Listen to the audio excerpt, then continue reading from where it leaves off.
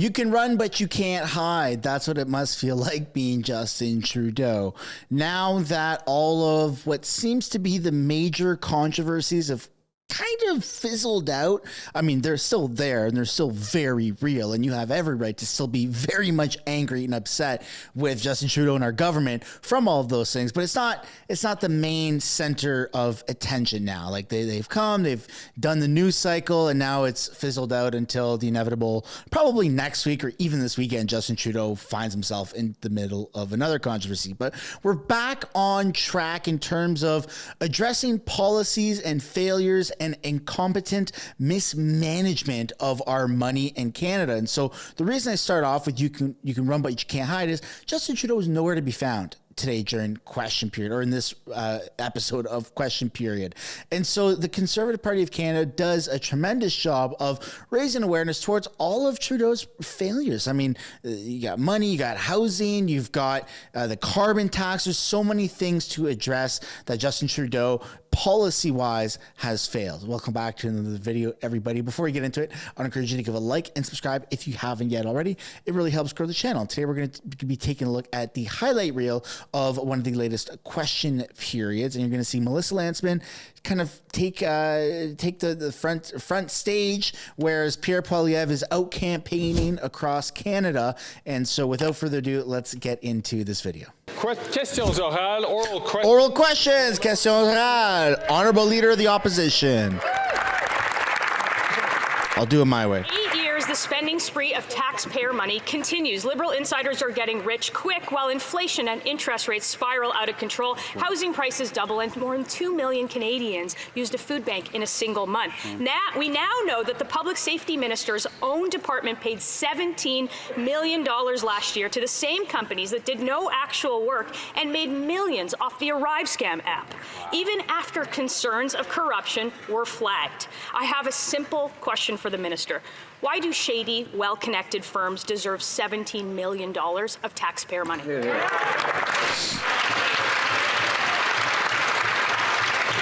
The Honourable Minister of Justice. Thank you very much, Mr. Speaker. Mr. Speaker, misconduct of any kind in the procurement process is never acceptable. We're aware of the RCMP's ongoing investigation into these very serious allegations. To protect the integrity of that investigation and the work the RCMP does, we will not be able to provide any further comment. Thank you, Mr. Speaker.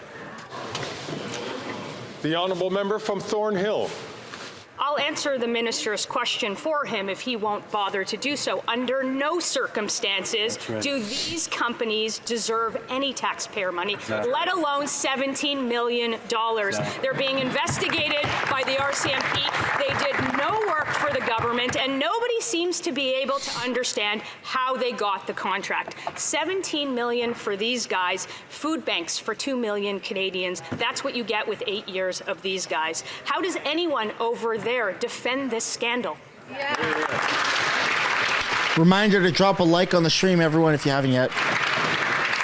The Honourable Minister. Being raised by the member opposite is being addressed by the RCMP. As I said before in this House, we trust our law enforcement professionals to do their work and to do it independently.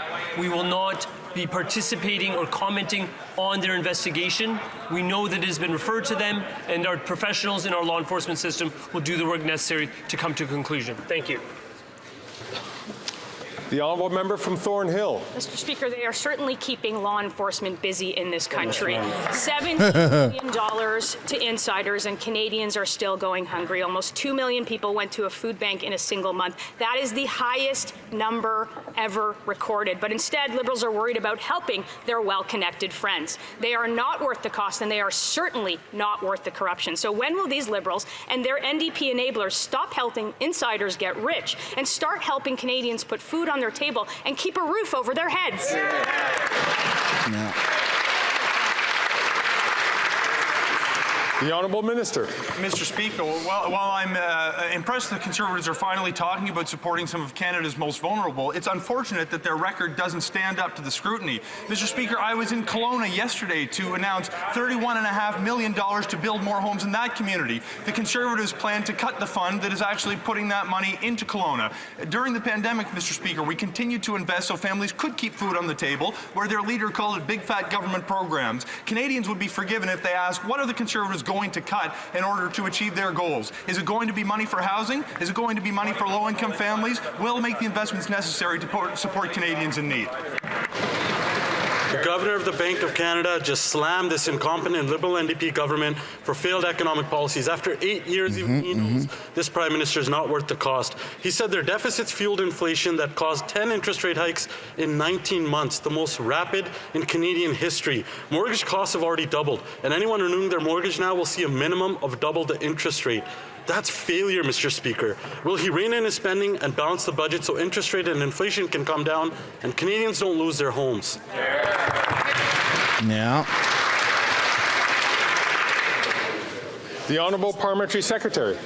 Mr. Speaker, our government is laser focused on ensuring inflation can stabilize and interest rates can come down.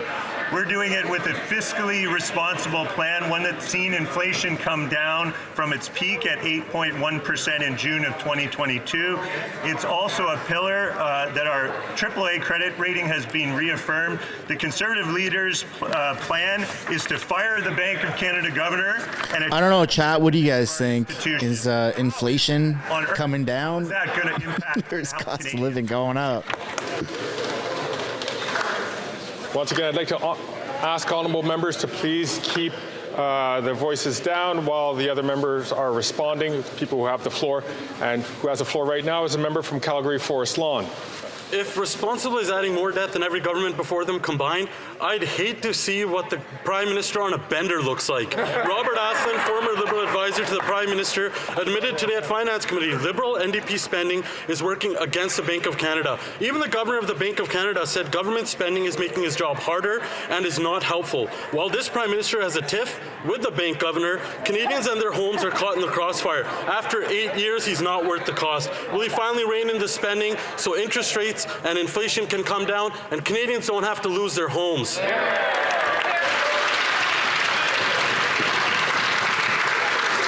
The Honourable Parliamentary Secretary.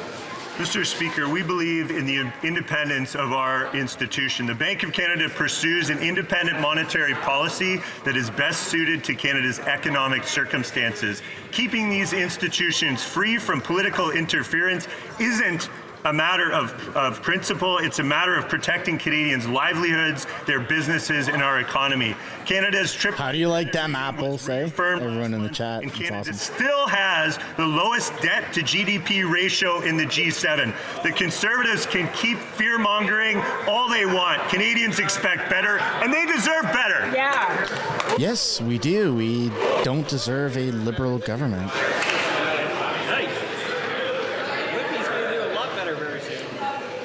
Colleagues, I'm sure we'll all want to hear the question from the member from Calgary Heritage. The Honourable Member from Calgary Heritage. 8 long years of this costly coalition's carbon tax and inflationary deficits. Record food bank usage right across this country. In the past year, the Calgary Food Bank saw demand surge by 32%. Wow. Its highest increase on record. Canadians go hungry. NDP Liberals get rich. When will this Prime Minister axe his failed carbon tax and admit he's not worth the cost?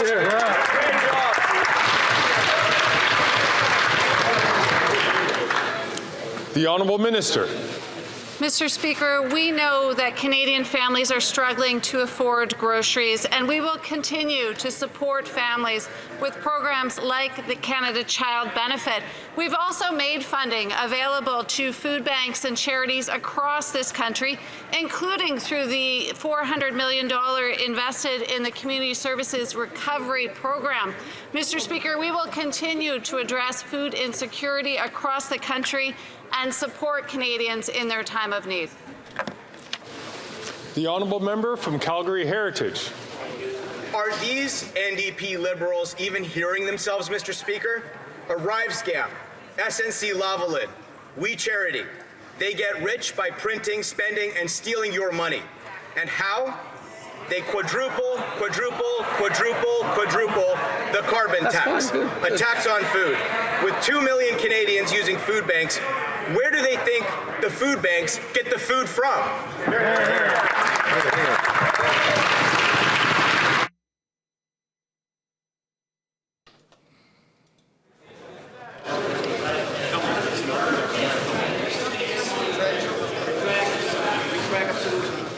I do ask members to please be mindful of the language which they employ to making sure that there are not disruptive statements in the House. The Honourable Minister. Mr. Speaker, we value the role that farmers play in this country providing food for our tables. But what's interesting, Mr. Speaker, and if we want to talk about making sure that life is affordable for Albertans and Canadians for the long term, where is that member of Parliament from the Conservative Party? Where are his 29 colleagues when it comes to protecting and preserving the Canada Pension Plan? I can tell you where they are, Mr. Speaker, simply not on the job. Now we have the Ontario Finance Minister concerned about this. We're going to have a special meeting over this. Albertans want to stay in the CPP. Where are the Conservative MPs? Silent and absent on the job.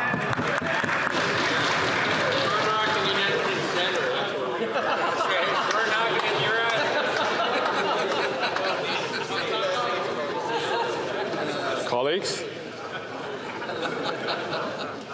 The honourable member from Kamloops, Thompson Caribou. Mr. Speaker, after 8 years of this costly coalition, we hear things like this from the Vancouver Food Bank. Quote, we see parents who are skipping meals so their children can eat. We see people who haven't eaten in days. We see seniors who haven't had produce in months, end quote. In my hometown of Kamloops, Mr. Speaker, 225 children per week are getting community food support 3 times a day. When will this NDP Liberal government wake up and recognize that they are sending Canadians to the food bank in unprecedented numbers?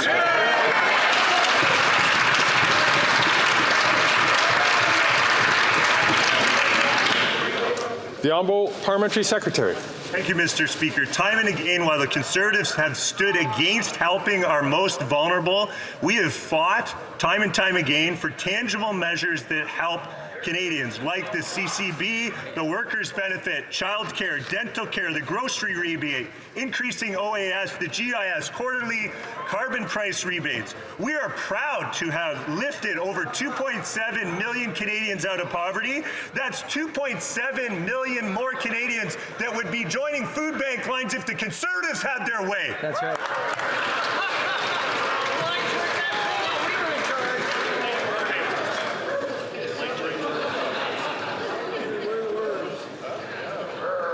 The honourable member from Kamloops, Thompson Caribou. Mr. Speaker, isn't this the member that told Canadians that carbon taxes would be painful? Mr. Speaker, we have to remember that this Liberal NDP government wants to quadruple the carbon tax from 14 to 61 cents a litre. They have had 8 years to get it right, and they got it wrong, and wrong, Mr. Speaker. I worry that this Christmas we won't be giving toys. People will be getting canned food. This Prime Minister is not worth the cost. Will this NDP Liberal government end their costly inflation and carbon tax increases?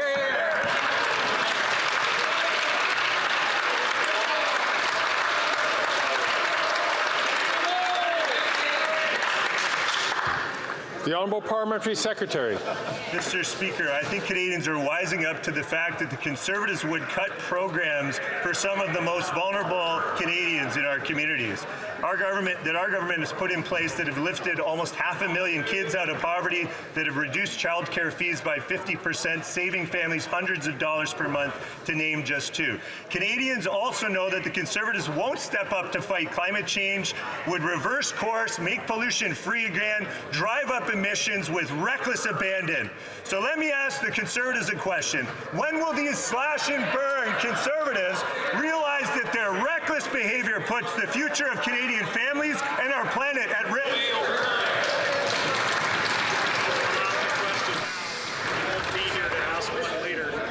After 8 years members, this NDP Liberal government isn't worth the cost or the corruption. The RCMP criminal investigation into the Prime Minister's wrongdoing during the SNC-Lavalin scandal was thwarted after the Prime Minister hid behind cabinet confidence and refused to turn over documents. On Monday, he doubled down on his cover-up, ordering NDP and Liberal MPs to block the Commissioner of the RCMP from testifying about his obstruction. A simple question: what does the Prime Minister have to hide?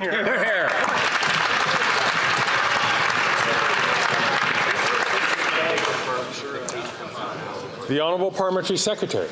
Mr. Speaker, I find it ironic that the Conservatives would actually use an issue that was settled years ago and reconfirmed that the RCMP the Commissioner has stated, quote, that he was very comfortable with the decision being made. But, Mr. Speaker, while speaking about committee, I find it ironic that the Conservatives are trying to use a closed case to block the investigation of 5 Conservative members on a lavish trip to London paid for by individuals who want to ensure that pollution is free again.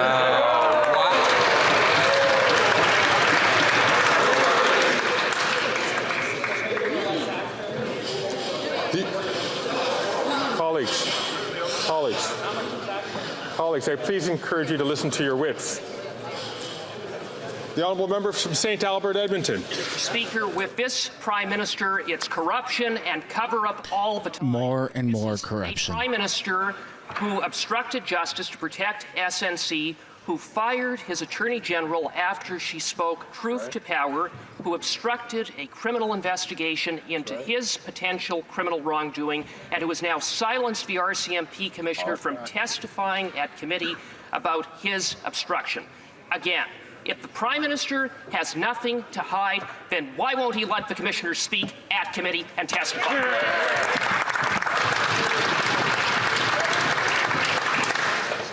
The Honourable Parliamentary Secretary. Mr. Speaker, the fact remains Conservatives had 26 opportunities to bring in the RCMP and bring forward a motion. But what I find interesting is, why are the Conservatives hiding the investigation or the study that members would like to have in regards to their lavish travel to London by lobbyists who would like to make pollution free again? $1,800 worth of champagne, a Savoy restaurant, $1,000 for a 3-course lunch, Mr. Speaker, $1,200 at an oyster bar, Mr. Speaker. Perhaps the Conservatives should realize the hypocrisy in terms of their cover-up.